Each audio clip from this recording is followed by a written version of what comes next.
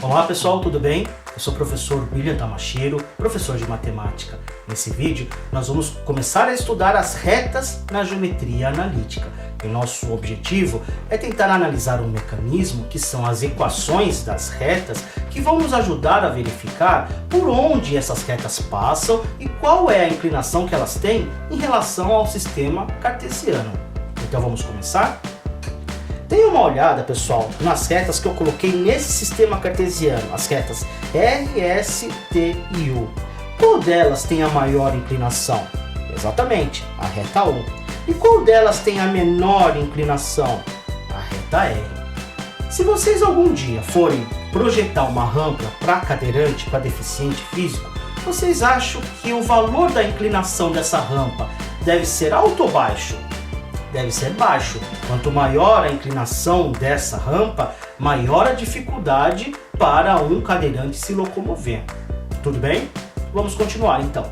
Notem que em um determinado momento as retas cruzam o eixo das abscissas, o eixo X, e portanto elas formam um ângulo com esse eixo. No caso da reta Z, ela forma um ângulo de 45 graus. E a reta K, ela forma um ângulo de 150 graus. Bem, pessoal, mas agora a gente precisa apresentar um parâmetro que vai nos dizer se essa inclinação tem um valor alto ou um valor baixo. E esse parâmetro é o que nós chamamos de coeficiente angular da reta, que a partir de agora será sempre representado pela letra M minúsculo. Bem, e esse coeficiente angular da reta, ele será determinado pela tangente do ângulo que a reta forma com o eixo das abscissas. Mas tem um pequeno detalhe, pessoal. Esse ângulo é sempre o ângulo que está do lado direito da minha reta. Então, pessoal, sempre o ângulo que está do lado direito é aquele ângulo que é formado a partir do eixo das abscissas no sentido anti-horário. Bem, se eu olhar aqui nesse meu exemplo, o ângulo em questão é o ângulo θ. Portanto, o coeficiente angular será a tangente desse ângulo θ. Bom, e como consequências dessa definição, nós temos o seguinte: quando a minha reta for crescente, o ângulo que a reta formará em relação ao eixo das abscissas será um ângulo entre 0 e 90 graus. Portanto, o coeficiente angular dessa reta será positivo. E quando a reta for decrescente? Quando a reta for decrescente, o ângulo que está à direita da minha reta será um ângulo obtuso, ou seja, um ângulo maior do que 90 e menor que 180 graus. E a tangente de ângulos obtusos são sempre negativas. Então, concluindo, quando a reta for decrescente, o coeficiente angular dessa reta será negativo. Tudo bem? Bem, mas nós temos outros dois casos para analisar. Acompanhe comigo. E quando a reta for paralela ao eixo X?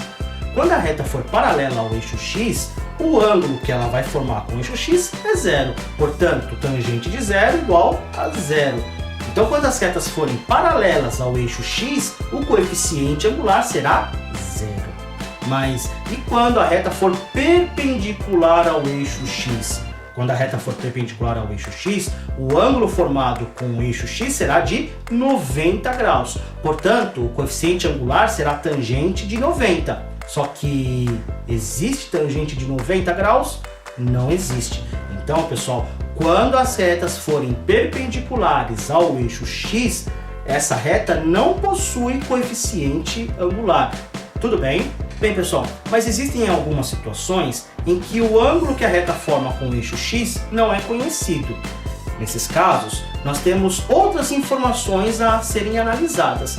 Se eu tiver, por exemplo, dois pontos dessa reta que são conhecidas, nós também poderemos determinar o seu coeficiente angular. Veja como.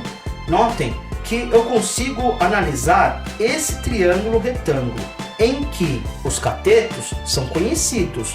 O cateto que está na vertical mede YA menos YB. E o cateto que está na horizontal mede XA menos XB. Se eu fizer cateto oposto sobre cateto adjacente do ângulo θ, notem que também estaremos determinando a tangente desse ângulo θ. Portanto, pessoal, reparem que nós temos uma situação análoga à situação anterior. Nós estamos calculando a tangente do ângulo que a reta forma com o eixo das abscissas de uma outra forma, ou seja, utilizando dois pontos conhecidos. Portanto, esse coeficiente angular será YA menos YB sobre XA menos XB ou YB menos YA sobre XB menos o XA. Pessoal, presta atenção numa coisinha. É YB menos YA sobre XB menos XA ou YA menos YB sobre XA menos XB. Se vocês começam com o B em cima, tem que começar com B embaixo. Ou se começa com A em cima, comecem com A embaixo. Senão vai dar problema no sinal. Tudo bem? E aí, pessoal, por enquanto é isso. Espero que tenham gostado. Se gostou, curta o nosso vídeo e ajude a compartilhar. Um abraço a todos.